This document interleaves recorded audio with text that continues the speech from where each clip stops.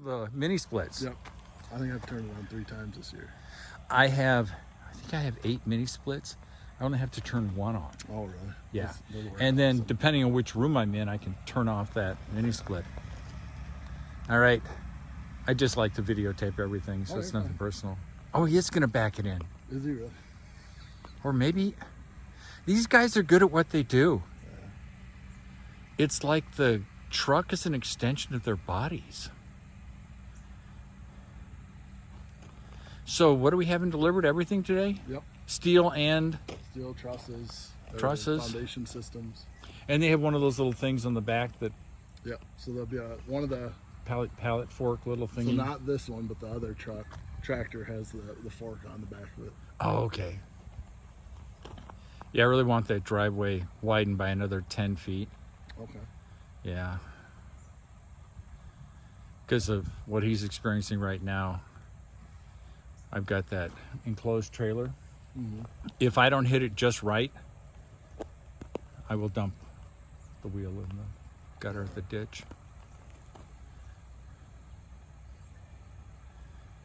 I hope the cars shouldn't be in the way. I tried to give him enough space. Looks like the branch was in the way a little bit. Yeah, it's no big deal. They're Colorado blue spruces. They don't do well in Wisconsin. They were very popular trees until they realized it was a bad idea. Oh, really? Yeah. It's too humid. They tend to get a disease, a fungus. Before you set up the camera? I'm ready. Camera's gonna be set up on the ladder. Yep. The assembly. Oh, these guys drive for you all the time. Yeah, I hooked in the back. So I didn't need the second guy. There's like 8 drivers, so.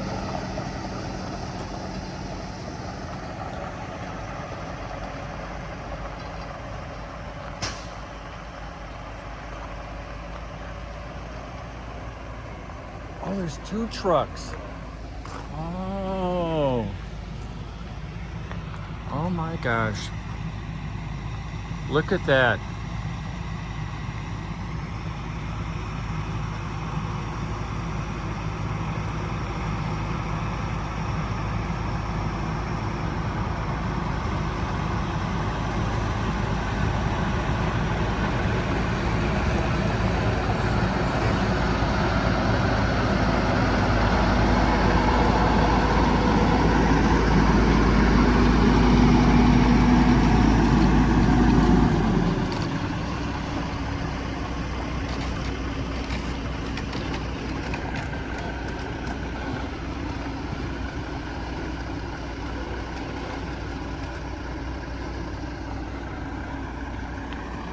So you see how 2 of the trusses look different? Yeah, Those they are the do. end wall Oh, okay. frames.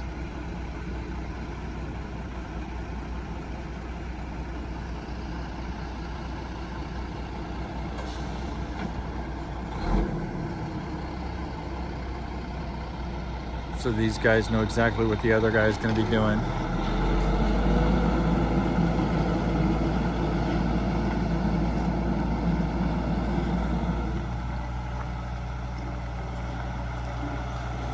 Probably excited this one of the bigger pads of this. Probably dealt with Oh, a lot. oh yeah. You know, it's 18 acres of property with a huge pad.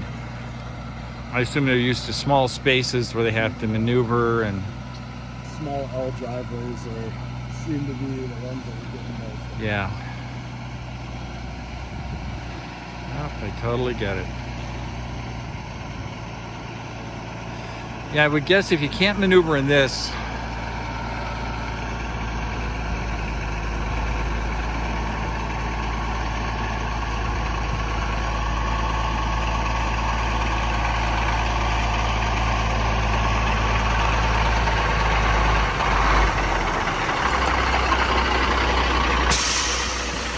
I thought we're going to be hit by Kenworth. Yeah, we were just discussing it's a pretty big pad. You could. Bigger. Oh, okay. You could leave your trucks here for the day. They wouldn't be in anybody's way. Yeah, there's those 3-ton roads we had to go across to get here. How many roads? 3-ton road. Oh, and this is too much for a 3-ton road. Oh yeah. Oh yeah. And do you have like a GPS that tells you where the 3-ton roads are? No. Oh my gosh, you're Well, thinking. some of them will show. Because after Forest Home was closed, Oh yeah. it said they wanted me to go across Church Street. Get Church Street 3-ton. No, not Church Street. I could have told you that. That's a little tiny baby street.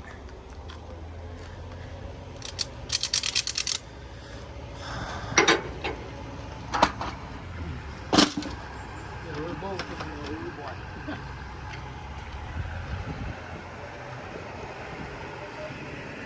Oh, folks, this is should be obvious to everybody. These are the building materials for the pole barn. It's a Tuesday. It's already around almost 78 degrees. It's going to get warmer.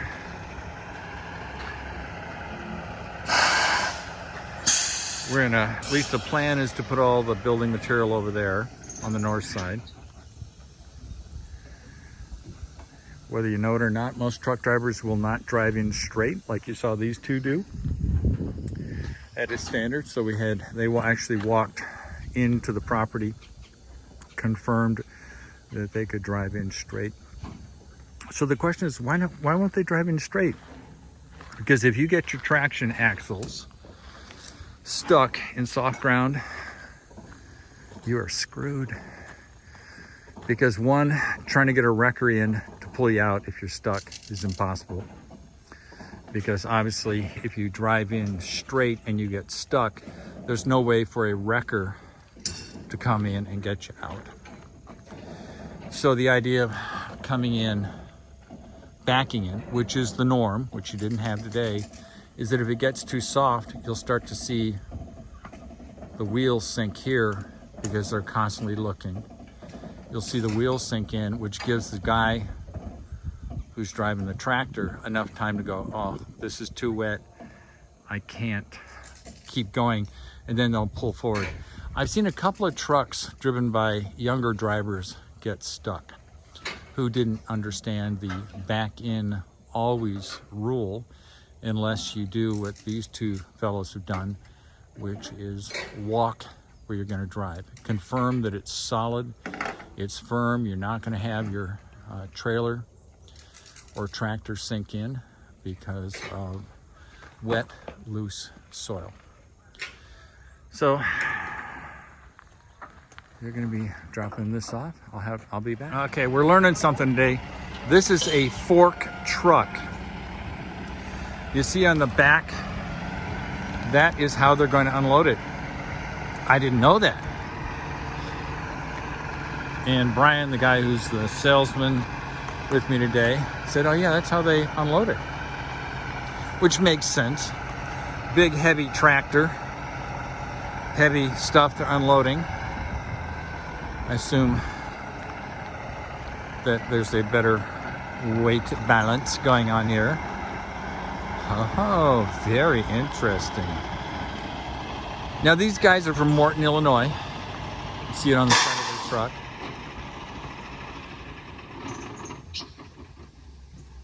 Are you done already?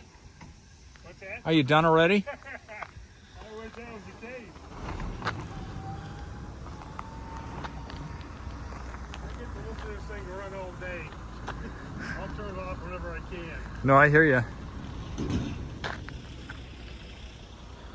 Okay, we're going to swoop around to the other fellow. This is not a race, but they're pretty much neck and neck.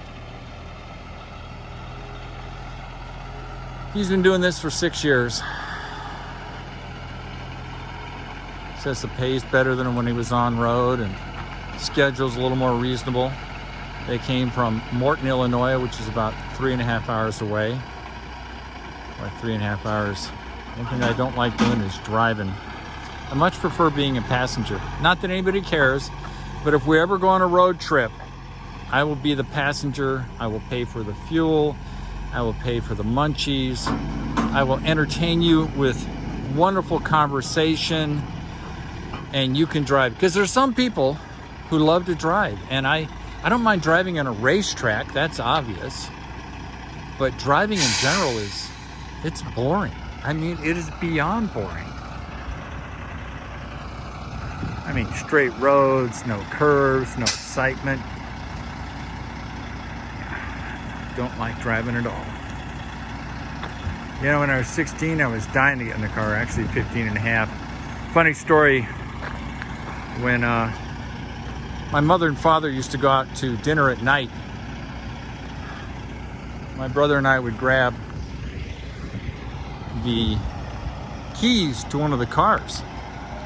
And we lived on basically a dead-end street, fairly long. It must have been a good mile and a half in length. There was no cross traffic, and we go driving up and down that street. I think we were 14 and a half. My brother was, oh gosh, a year and a half younger than I was. So yeah, he was easily 14, maybe 13 and a half. And it was a manual transmission Volkswagen. And we go up and down that street all the time our parents were gone out to dinner. And I only found this out years later, that my parents, the neighbors would call, say, do you know what your boys are doing? And the neighbors would say, hey, they're driving up and down the street. And my father was a pretty zen, chill guy. Didn't say a word, not one word. And we did this for a good year and a half, until we got our learner's permits. And at the time, my father was going to teach us how to drive. Now, we did not know that he knew that we had been driving for a year and a half up and down the street. So in his typical dry sense of humor, he, as we drove out of this carport, which we had in Washington State, mastered the manual transmission. He said, oh, you're pretty good at this, knowing darn well that we've been doing it for a year and a half. Only years later did we discover that he knew what we had been doing, and he told us the story. He also knew indirectly because he would check the mileage and the fuel economy. Don't ask me why. And he suddenly noticed that he was getting less miles per gallon out of this car my brother and I were driving. So that was his style. Very chill, very zen-like. Don't think I saw him get angry maybe once or twice, but in general he was not an angry guy. And maybe that's what World War II does to you when you're on New Guinea and every day you've got the Japanese on the other side of the island trying to kill you. I don't know. My mother said when he came back from World War II he was much, much different. So I'm assuming that was a PTSD kind of thing going on. Never quite figured it out. Obviously, I didn't know him at that time. Duh. So isn't this interesting? So the pallets are part of the truck. And I assumed that they would be taking a much bigger load. But he's going to be putting the steel down where you're going to see he's putting it down. And then the fella who is going to be the on-site builder, he'll move it around to wherever he thinks is best. So now you're getting to see how it's delivered. Of course, I've never seen this done before, so I wouldn't know. But now I know and you know. So I'll just film this part. It's going to be repetitious. I assume he's just going to stack the whole thing. Yeah. And he's gently lowering it. He's doing the pallet forks backwards. I couldn't do it forwards. I couldn't be facing it and do a good job. But he's been doing it. Rolls it down on the ground. Yeah. Of course, I'm wearing a nice green fluorescent shirt. I'll show you. So that I'm obvious.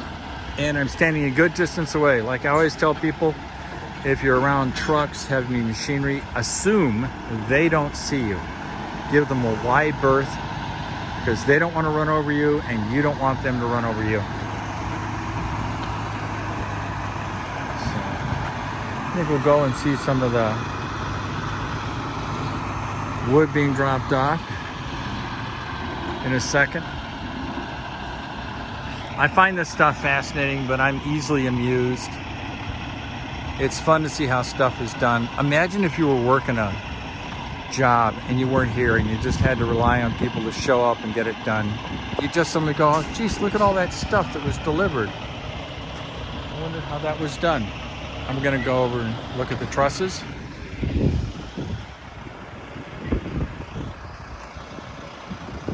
All right, pallet forks are on the trusses. I'm gonna keep a good distance away from these things because obviously these are really big. And if these fell, it would really hurt. And then I'd get to spend time in a hospital with a broken leg or a concussion or something really stupid that I could have avoided just by being an extra 10, 20 feet away. Yeah. Yep. Look at that thing swing. That is impressive.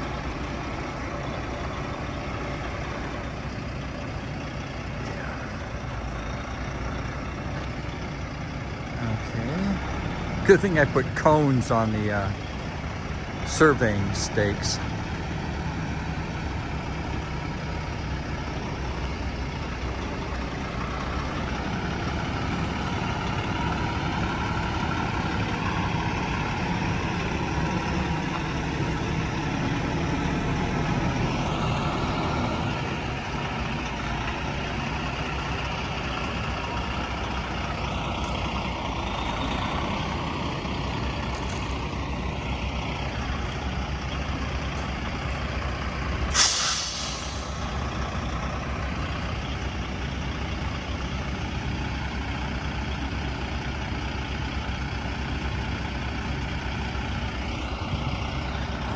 Gonna put something underneath it. Time only will tell.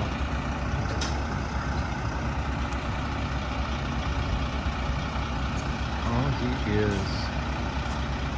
At least that's my impression. Well, they picked a nice day to deliver stuff.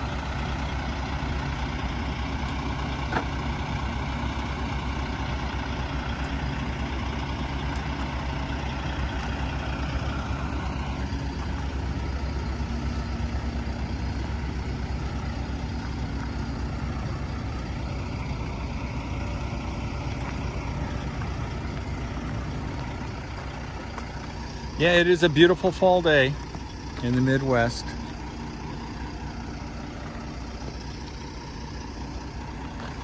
Blue skies, sunny, low humidity. But don't tell anybody the Midwest can have nice weather. We got to keep people away from this area. The quality of life is very impressive in parts of the Midwest. I'm not including Chicago or the Twin Cities, don't get me wrong, I'm not a moron. Or Milwaukee, but in terms of some of the suburbs or the country areas, it's really nice. Obviously you give up some things, but not a lot. Got all the stores. We even got indoor plumbing now. It's awesome. I don't have to go out with where Grandpa goes, out into the outhouse and freezing weather. I can relieve myself. Sorry, I'm getting stupid Southern for no particular reason.